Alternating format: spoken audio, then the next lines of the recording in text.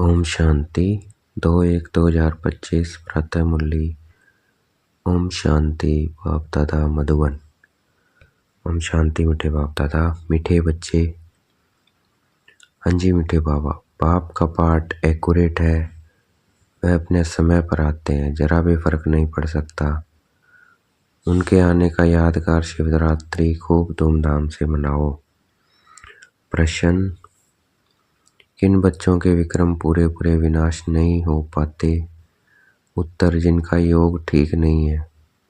बाप की याद नहीं रहती है तो विक्रम विनाश नहीं हो पाते हैं। योग युक्त न होने से इतनी सदगति नहीं होती, पाप रह जाते हैं, फिर पद भी कम हो जाता है। योग नहीं तो नाम रूप में फंसे रहते हैं, उनकी बातें याद आती रहती है, वह देही अभिमानी रह नहीं सकते। गीत ये कौन आ जाया सवेरे सवेरे। ओम शांति। सवेरा कितने बजे होता है? बाबा सवेरे कितने बजे आते हैं?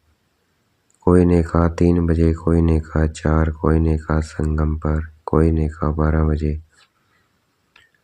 बाबा एक्यूरेट पूछते हैं, 12 को तो तुम सवेरा नहीं कह सकते हो। 12 बजकर ये सेकंड हुआ, 1 मिनट हुआ तो AM अर्थात सवेरा शुरू हुआ।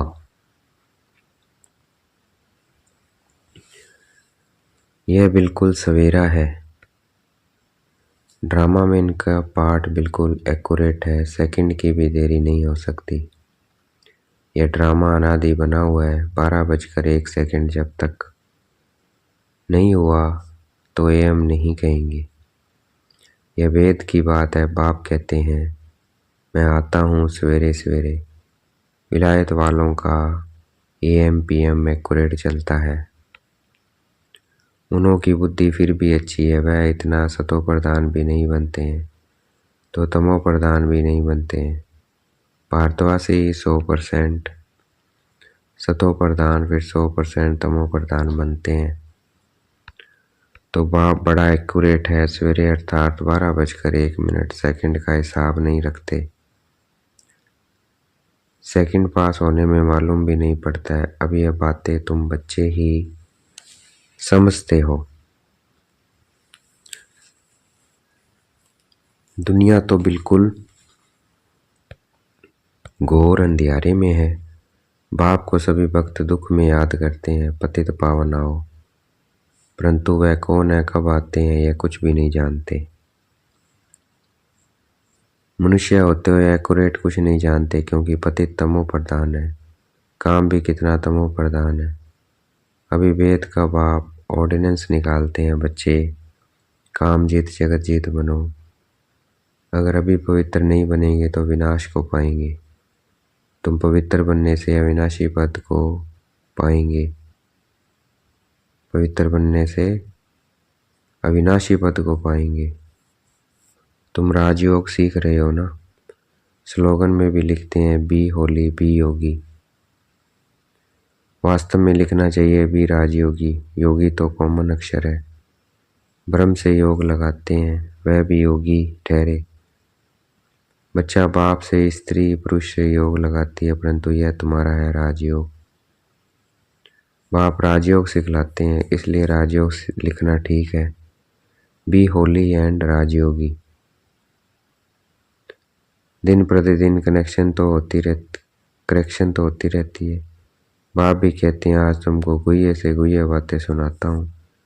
अब शिव जयंती भी आने वाली है। शिव जयंती तो तुमको अच्छी रीति मनानी है। शिव जयंती पर तो बहुत अच्छी रीति सर्विस करनी है। जिनके पास प्रदर्शनी है, सभी अपने अपने सेंटर पर अथवा घर में शिव जयंती अच्छी रीति मनाओ और लिख दो शिव बाबा गीता ज्ञान दाता। बाप से वेद का वर्ष लेने का रास्ता आकर सीखो। बल बत्तियां आदि भी जला दो। घर घर में शिव जयंती मनानी चाहिए। तुम ज्ञान गंगाएं हो ना, तो हर एक के पास गीता पाठशाला होनी चाहिए। घर घर में गीता तो पढ़ते हैं ना। पुरुषों से भी माताएं भक्ति में तिखी होती है। ऐसे कुटुंब भी होते हैं जहाँ गीता पढ़ते हैं। तो घर में भी चित्र रख देनी चाहिए, लिख दें कि वेद के भाव से आकर फिर से वर्षा लो। यह शिव जयंती का त्यौहार वास्तव में तुम्हारी सच्ची दीपावली है। जब शिव बाप आते हैं तो घर घर में रोशनी हो जाती है। इस त्योहार को खूब बत्तियां आदि जलाकर रोशनी कर बनाओ। तुम सच्ची दीपावली मनाते हो, फाइनल तो होना है सतयुग में। वहाँ घर घर में रोशनी ही रोशनी होगी, अर्थात हर आत्मा की ज्योत जगी रहती है। यहाँ तो अंधियारा है। आत्माएं आसुरी बुद्धि बन पड़ी है। वहाँ आत्माएं पवित्र होने से दैवी बुद्धि रहती है। आत्मा ही पतित आत्मा ही पावन बनती है। अभी तुम बर्थ नॉट ए पेनी से पाउंड बन रहे हो। आत्मा पवित्र होने से शरीर भी पवित्र मिलेगा। यहाँ आत्मा है पवित्र है तो शरीर और दुनिया भी इम्प्योर है। इन बातों को तुम्हारे में से कोई थोड़े हैं जो यथार्थ रीति समझते हैं और उनके अंदर खुशी होती है। नंबरवार पुरुषार्थ तो करते रहते हैं, ग्रहचारी भी होती है। कभी राहु की ग्रहचारी बैठती है तो आश्चर्यवंती भागंती हो जाते हैं। बृहस्पति की दशा से बदलकर ठीक राहु की दशा बैठ जाती है। काम विकार में गया और राहु की दशा बैठी। मलयुद्ध होती है ना। तुम माताओं ने देखा नहीं होगा, क्योंकि माताएं होती है घर की ग्रेत्री। अब तुमको मालूम है भ्रमरी को ग्रेत्री अर्थात घर बनाने वाली कहते हैं। घर बनाने का अच्छा कारीगर है, इसलिए ग्रेत्री नाम है। कितनी मेहनत करती है, वो भी पक्का मिस्त्री है। 2-3 कमरा बनाती है, 3-4 कीड़े ले आती है। वैसे तुम भी ब्राह्मणिया हो। चाहे 1-2 को बनाओ, चाहे 10-12 को, चाहे 100 को, चाहे 500 को बनाओ। मंडप आदि बनाते हो, यह भी घर बनाना हुआ ना। उनमें बैठ सबको बूं बूं करते हो। फिर कोई तो समझकर कीड़े से ब्राह्मण बनते हैं, कोई सड़ा हुआ निकलते हैं, अर्थात इस धर्म के नहीं है। इस धर्म वालों को ही पूरी रीति टच होगा। तुम तो फिर भी मनुष्य हो ना। तुम्हारी ताकत उनसे भ्रमरी से तो जास्ती है। तुम 2000 के बीच में भी भाषण कर सकते हो। आगे चल 4-5 हजार की सभा में भी तुम जाएंगे। भ्रमरी की तुम्हारे से भेंट है। आजकल सन्यासी लोग भी बाहर विदेशों में जाकर कहते हैं हम भारत को प्राचीन राजयोग सिखाते हैं। आजकल माताएं भी गेरू कफनी पहन कर जाती है, फॉरेनर्स को ठग कर आती है। उनको कहती है भारत का प्राचीन राजयोग भारत में चलकर सीखो। तुम ऐसे थोड़ी कहेंगे कि भारत में चलकर सीखो। तुम तो फॉरेन में जाएंगे तो वह वहाँ ही बैठ समझाएंगे। यह राजयोग सीखो तो स्वर्ग में तुम्हारा जन्म हो जाएगा। इसमें कपड़ा आदि बदलने की बात नहीं है। यहाँ ही दे के सब संबंध भूल अपने को आत्मा समझ बाप को याद करो। बाप ही लिबरेटर गाइड है, सबको दुख से लिबरेट करते हैं। अभी तुमको सतो प्रधान बनना है। तुम पहले गोल्डन एज में थे, अब आयरन एज में हो। सारी वर्ल्ड सभी धर्म वाले आयरन एज में है। कोई भी धर्म वाला मिले उनको कहना है बाप कहते हैं अपने को आत्मा समझ मुझे याद करो, तो तुम पावन बन जाएंगे। फिर मैं साथ ले जाऊंगा। बस इतना ही बोलो, जास्ती नहीं है तो बहुत सहज है। तुम्हारे शास्त्रों में भी है कि घर घर में संदेश दिया, कोई एक रह गया तो उसने उलाना दिया, मुझे कोई ने बताया नहीं। बाप आए हैं तो पूरा ढिंडोरा पीटना चाहिए। एक दिन जरूर सबको पता पड़ेगा कि बाप आए हैं। शांतिधाम सुखधाम का वर्षा देने बरोबर जब डिटिज्म था तो और कोई धर्म नहीं था, सभी शांतिधाम में थे। ऐसे ऐसे ख्यालात चलने चाहिए, स्लोगन बनाने चाहिए। बाप कहते हैं देह सहित सब संबंधों को छोड़ो, अपने को आत्मा समझ मुझ बाप को याद करो, तो आत्मा पवित्र बन जाएगी। अभी आत्माएं अपवित्र है, अभी सबको पवित्र बनाए बाप गाइड बन वापस ले जाएंगे। सब अपने अपने सेक्शन में चले जाएंगे। फिर डीटी धर्म वाले नंबरवार आएंगे। कितना सहज है। यह तो बुद्धि में धारणा होनी चाहिए। जो सर्विस करते हैं वे छिपे नहीं रह सकते, डिसर्विस करने वाले भी छिप नहीं सकते। सर्विसेबल को तो बुलाते हैं, जो कुछ भी ज्ञान नहीं सुना सकते उनको थोड़ी बुलाएंगे। वह तो और ही नाम बदनाम कर देंगे, कहेंगे बीके ऐसे होते हैं क्या, पूरा रिस्पॉन्ड भी नहीं करते हैं, तो नाम बदनाम हुआ ना। शिव बाबा का नाम बदनाम करने वाले उच्च पद पान ऐसके। जैसे यहाँ भी कोई तो करोड़पति है, पद्मपति भी है, कोई तो देखो भूख मर रहे हैं। ऐसे बेगर्स भी आकर प्रिंस बनेंगे, अभी तुम बच्चे ही जानते हो। वही श्री कृष्ण जो स्वर्ग का प्रिंस था वह फिर बेगर बनते हैं, फिर बेगर टू प्रिंस बनेंगे। यह बेगर थे ना, थोड़ा बहुत कमाया वह भी तुम बच्चों के लिए, नहीं तो तुम्हारी संभाल कैसे हो। यह सब बातें शास्त्रों में थोड़ी है। शिव बाबा ये आकर बतलाते हैं, बरोबर यह गांव का छोरा था, नाम कोई श्री कृष्ण नहीं था। यह आत्मा की बात है, इसलिए मनुष्य मुंझे हुए हैं। तो बाबा ने समझाया है, शिव जयंती पर हर एक घर घर में चित्रों पर सर्विस करें, लिख दें कि वेद के बाप से 21 जन्मों के लिए स्वर्ग की बादशाही सेकंड में कैसे मिलती है। सो आकर समझो। जैसे दिवाली पर मनुष्य बहुत दुकान निकाल बैठते हैं, तुमको फिर अविनाशी ज्ञान रत्नों का दुकान निकाल बैठना है। तुम्हारा कितना अच्छा सजाया हुआ दुकान होगा, मनुष्य दिवाली पर कहते हैं। तुम फिर शिव जयंती पर करो। जो शिव बाबा सबके दीप जगाते हैं, तुमको विश्व का मालिक बनाते हैं। वह तो लक्ष्मी से विनाशी धन मांगते हैं, और यहाँ जगदम्बा से तुमको विश्व की बादशाही मिलती है। ये राज बाप समझाते हैं, बाबा कोई शास्त्र थोड़ी उठाते हैं। बाप कहते हैं मैं नॉलेजफुल हूँ ना। हाँ, यह जानते हैं फलाने फलाने बच्चे सर्विस बहुत अच्छी करते हैं, इसलिए याद बढ़ती है। बाकी ऐसे नहीं कि एक एक के अंदर में बैठ जानता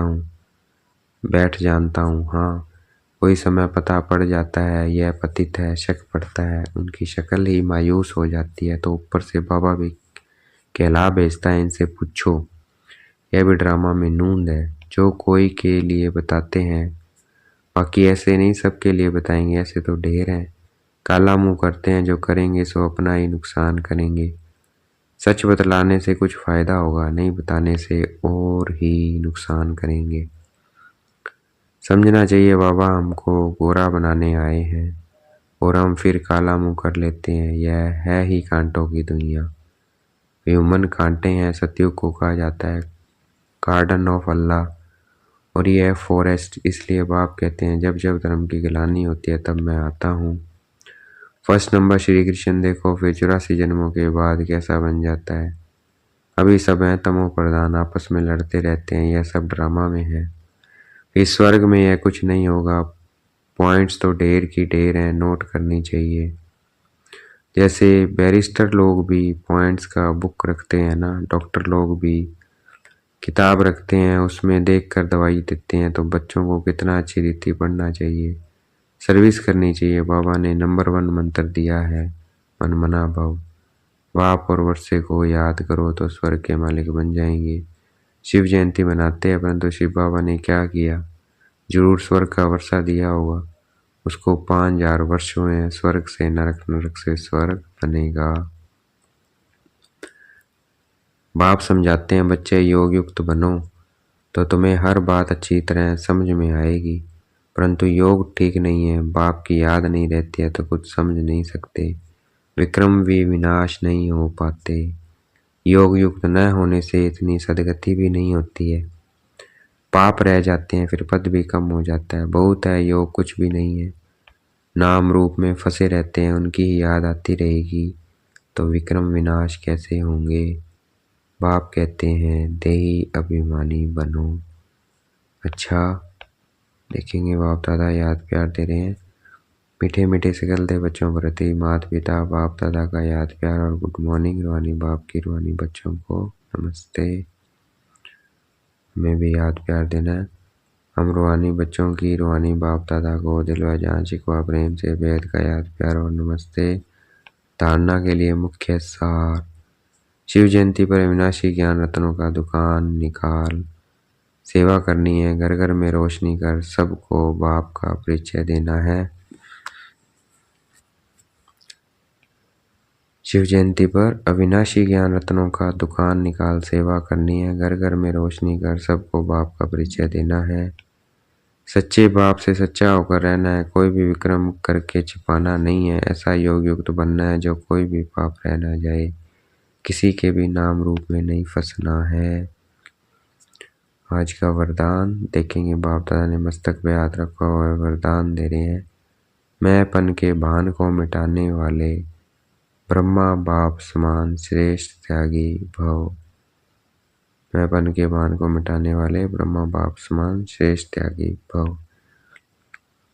व्याख्या है, संबंध का त्याग, वैभवों का त्याग कोई बड़ी बात नहीं है, लेकिन हर कार्य में संकल्प में भी औरों को आगे रखने की भावना रखना, अर्थात अपनेपन को मिटा देना, पहले आप करना, यह श्रेष्ठ त्याग। इसे ही कहा जाता है स्वयं के भान को मिटा देना। जैसे ब्रह्मा बाप ने सदा बच्चों को आगे रखा, मैं आगे रहूं, इसमें भी सदा त्यागी रहे।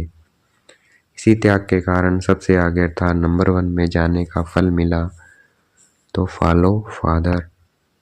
आज का स्लोगन है, फट से किसी का नुक्स निकाल देना यह भी दुख देना है। फट से किसी का नुक्स निकाल देना यह भी दुख देना है।